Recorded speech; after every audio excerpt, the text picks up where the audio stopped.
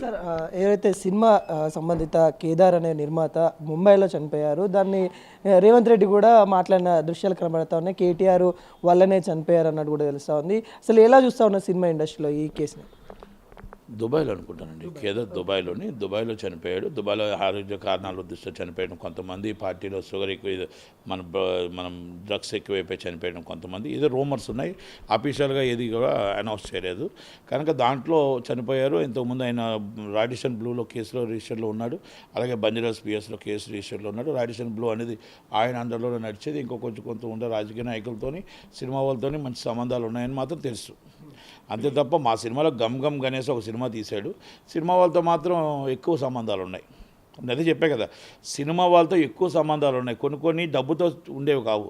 కొన్ని సినిమా ఆర్టిస్టులు సినిమాలు తీస్తేనే పరిచయాలు ఉండవు. కొన్ని సందర్భాలు అవన్నీ వస్తూనే ఉంటాయి. ఆ పరిచయాల వల్ల ఆటోమేటిక్గా చాలామంది ఆ రాడిషన్ బ్లూలో దొరికారు. మరి వాళ్ళందరినీ మరి ఏమైందో, భుజంగరావు గారని ఇప్పుడు ఫోన్ ట్రాపింగ్ కేసులో సీఏగా ఉంటప్పుడు అయింది అది.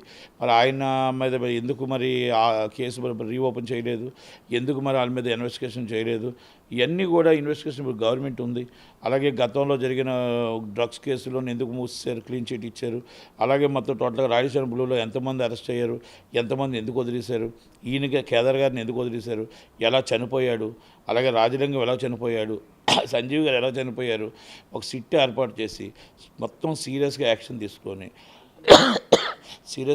తీసుకొని దీని మీద గవర్నమెంట్ రేవంత్ రెడ్డి గారి చేతిలో ఉంది కాబట్టి గట్టిగా దీన్ని ఇన్వెస్టిగేషన్ చేసి రాజకీయ నాయకులున్నా, సినిమా వాళ్ళున్నా వదలకుండా తీసుకెళ్ళి లోన్ వేసేస్తే బాగుంటుంది. మన రాష్ట్రంలో మన పిల్లల్ని మనం కాపాడుకోగలుగుతాం. ఈ డ్రగ్స్ అనే మహమ్మారిని మనం తరిమి కొట్టగలుగుతాం. ఇలాంటిది మన రాష్ట్ర పిల్లల్ని, మన భవిష్యత్తుని మనం కాపాడగలుగుతాం. కాబట్టి ఎంతటి వాడైనా, ఎంత సినిమా వాడైనా, ఎంతటి రాజకీయ నాయకుడైనా ఇలాంటి వాటిలో వదలకూడదు.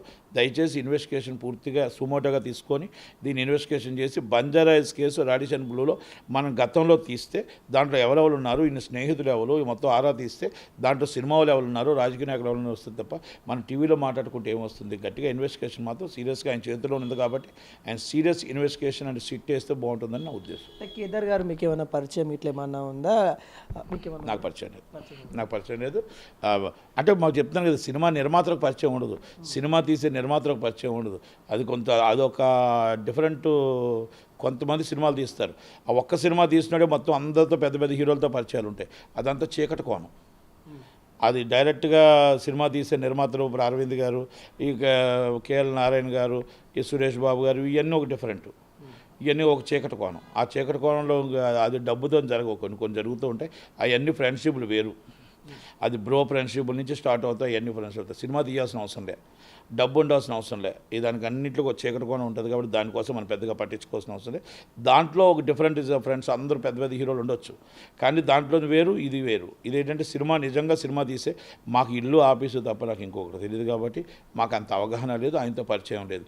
ఒక గమ్ గణేష్ నిర్మాత అని నాకు తెలుసు అంతే తప్ప ఆయనతో నాకు పరిచయం కూడా లేదు. ఇంకోటి, ఈ డ్రగ్స్ కేసు ఏదైతే ఉందో ఈరోజు గాంధీ భవన్లో ఒక ప్రెస్ మీట్ యనం శ్రీనివాస్ అనే ఎమ్మెల్యే కొంత వాళ్ళకి, సినిమా వాళ్ళకి కూడా కొంత వార్నింగ్ ఇస్తున్న సిచ్యువేషన్ కనబడతా ఉంది. డ్రగ్స్కి మూలంగా ఈ సినిమా ఇండస్ట్రీ తయారవుతా ఉందని అన్నారు. ఈ వ్యాఖ్యను ఎలా చూస్తూ ఉన్నారు?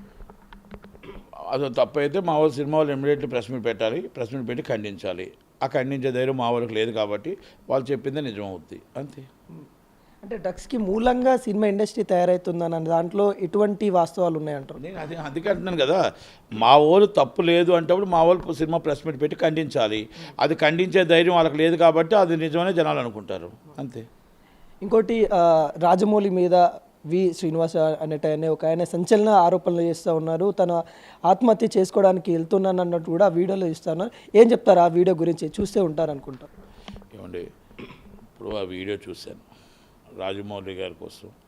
ఇప్పుడు అలాగే రాజమౌళి గారి మీద ఇంకోటి ఆయన ఇంటర్నేషనల్ డైరెక్టర్, ఆయన మీద ఆయన ఎందుకు ఆరోపణలు చేశాడో ఏంటో ఎవరికి ఏం తెలియదు. కనుక రాజమౌళి గారు చాలా మంచి వ్యక్తి. రాజమౌళి గారు అన్న ఆయన నా సినిమాకి వాయిస్ ఇచ్చిన ఆయన, భైరవ సినిమాకి నా సినిమా ఓపెనింగ్కి వచ్చాడు. అలాగే నాకు కూడా బాగా పరిచయం ఉంది.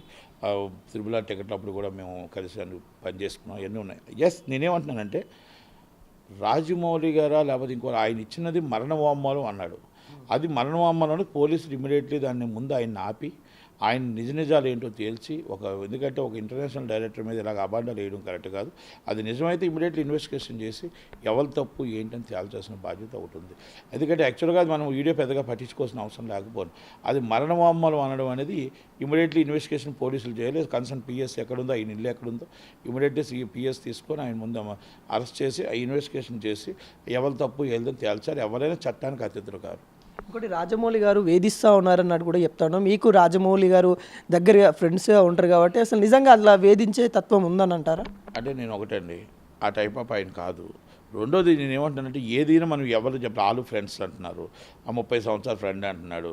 మరి రమా గారికి తెలిసి ఉండొచ్చు, రాజమౌళి గారికి తెలిసి ఉండొచ్చు, అక్కడ ఉన్న వాళ్ళందరికీ చరి గారికి అందరికీ తెలిసి ఉండొచ్చు. అయితే అదంటే నేనేమంటున్నానంటే అక్కడి నుంచి మనం ఇప్పుడు ఏవి డిస్కషన్ చేయకూడదు. ఎందుకంటే ఇన్వెస్టిగేషన్ పోలీసులు చేయాలి. ఎందుకంటే మరణమోహమ్మలు అన్నాడు కాబట్టి వాళ్ళన్ని తర్వాత అన్నీ తెలుసుకొని మాట్లాడదాం. తెలియకుండా మనం మాట్లాడడం కూడా కరెక్ట్గా, ఒక పెద్ద డైరెక్టర్ మీద ఇష్టం వచ్చిన మనం మాట్లాడడం కూడా కరెక్ట్ కాదు. ఇంకోటి తను ఒక మెసేజ్ ఇస్తా ఉన్నారు, ఫ్రెండ్షిప్ గురించి మాట్లాడుతూ ఉన్నారు యు శ్రీనివాస్. ఫ్రెండ్స్ చేయకండి, ఫ్రెండ్షిప్ చేయకండి అని ఈ వ్యాఖ్యలు ఎలా చూస్తున్నారు? అందరూ ఫ్రెండ్షిప్లు అలాంటి వాళ్ళు కాదు, అందరూ ఫ్రెండ్స్ మంచోళ్ళు కాదు. కనుక అటు ఉంటుంది ఇటు ఉంటుంది. మొత్తం టోటల్గా ప్రపంచమే ఇప్పుడు లవ్ని నమ్మడానికి లేదు, ఫ్రెండ్షిప్ని నమ్మడానికి లేదు. అలాగని అందరూ మంచివాళ్ళు కాదు, అందరూ చెడ్డవాళ్ళు కాదు.